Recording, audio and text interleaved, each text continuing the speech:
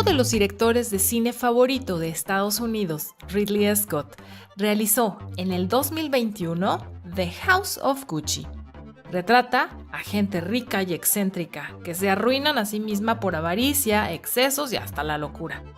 Inspirada por la impactante historia real del imperio familiar detrás de la casa italiana de modas Gucci, abarcando 3 décadas de amor, traición, decadencia, venganza y hasta un asesinato, podemos ver lo que un nombre significa, cuánto vale y qué tan lejos va una familia por ambición. Independientemente de si nos gustó o no la casa de Gucci, sobresale por su impecable diseño de producción, vestuario, así como por su impactante trabajo de maquillaje, además de un reparto excepcional como Lady Gaga, Adam Driver, Al Pacino, Jared Leto, Salma Hayek y Jeremy Irons.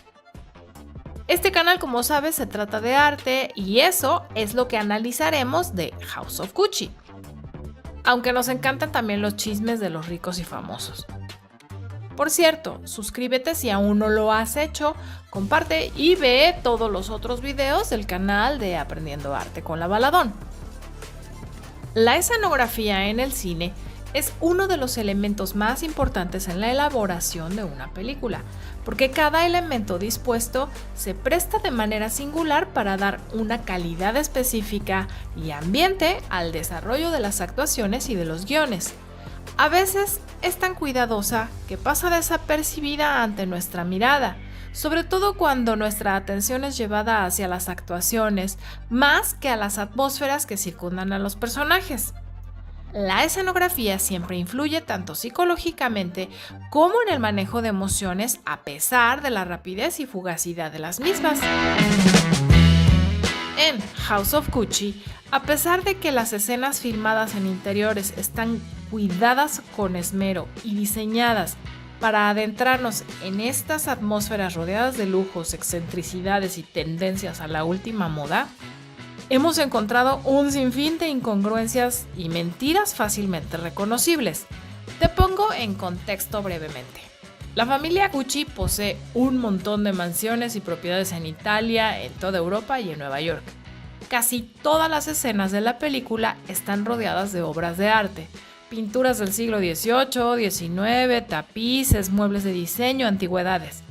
La arquitectura de las mismas mansiones tiene su historia, y una de ellas es la Villa Necchi en Milán, construida en 1935 con un asombroso estilo Art Deco, la Villa Balbiano del siglo XVI o el penthouse de la Torre Olímpica en Nueva York junto a la icónica iglesia de San Patricio.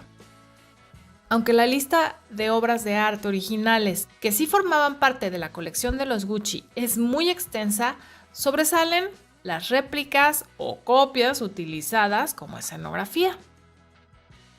La más notoria es Adela Bloch-Bauer, o La Dama de Oro, pintada por Gustav Klimt en 1907, una obra expoliada por los alemanes en la Segunda Guerra Mundial que pasó a manos del gobierno de Austria después de la guerra, y no fue sino hasta en el 2006, después de un fuerte pleito legal, que fue devuelta a su heredera, quien la vendió a una fundación en Estados Unidos por $135 millones.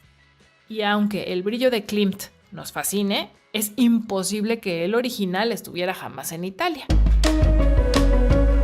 Si observamos con detenimiento esta esquina de la oficina de Maurizio, aparece una obra con la que la producción nos vuelve a mentir por convivir, o quizás a los Gucci les gustaban las copias o las falsificaciones.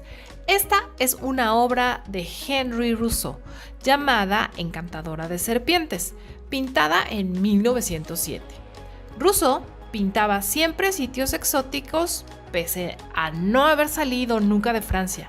Su pintura se considera como estilo naif y se coló en la historia del arte por ser el más buleado de los impresionistas, pues era el amigo al que nomás le gustaba divertirse porque no sabía pintar, pero las fiestas que armaban los pintores pues eran muy buenas.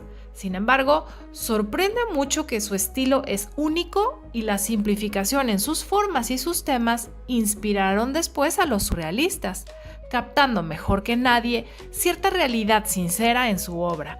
La encantadora de serpientes siempre ha formado parte de la colección de l'Orangerie y desde 1937 se exhibe en el Museo de Orsay. Por cierto, esta mesa de la misma oficina de Maurizio es una mesa realizada específicamente para esta toma y para esta película. Es una pieza original realizada por Barberini y Gunnell.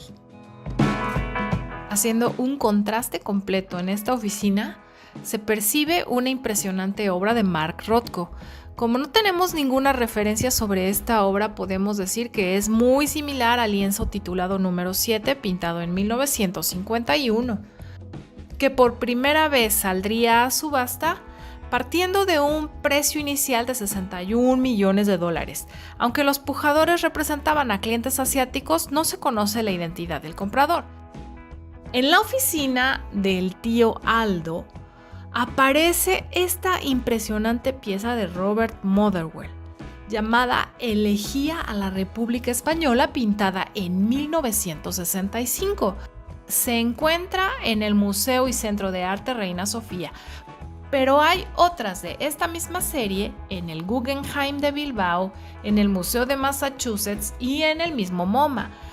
Así que tenemos un atisbo de que en la colección familiar de los Gucci pudiera estar, pues esta serie está conformada por más de 150 piezas.